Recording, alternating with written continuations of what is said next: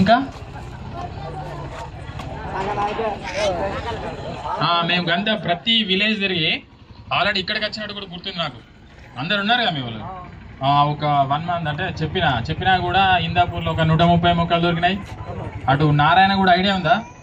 లిండు కూడా బోలాపంట పైన అక్కడ 50 మొక్కలు దొరికినాయి. ఇక్కడ కెస్లాగూడలేమో ఒక 10-20 మొక్కలు దొరికినాయి. అది ఎక్కడ దొరికినా, ఒక మొక్క దొరికినా, అది ఇంట్లో దొరికినా, పొలంలో దొరికినా, ఎక్కడ దొరికినా కూడా కేసే. 10 సంవత్సరాల జైలు శిక్ష ఉంటుందని ఆ రోజు చెప్పిన.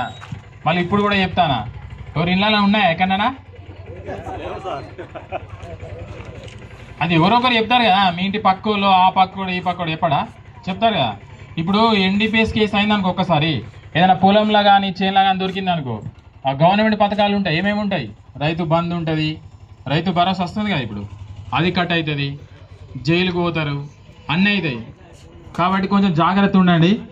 ఇంకా మా వాళ్ళు అందరూ బాగా చెప్పిన అనుకుంటా. ఇంత మంచి ప్రోగ్రామ్ని ఇంత అంటే పెట్టినందుకు మన పెద్దలకు ఆయన మరి ఖైరు గ్రామస్తులందరికీ నా తరపున నమస్కారం తెలియజేసుకుంటానా. నేను ఆశీర్వాదం చేస్తాను ఈ ప్రోగ్రామ్ అటెండ్ అవుతామని చెప్పేసి. ఇట్లే మీ సపోర్ట్ కూడా మాకు ఉండాలని చెప్పేసి కోరుకుంటున్నాను. ఇది మా వాళ్ళు కంటిన్యూ చేస్తారు. ఓకే, అందరికీ థ్యాంక్ యూ.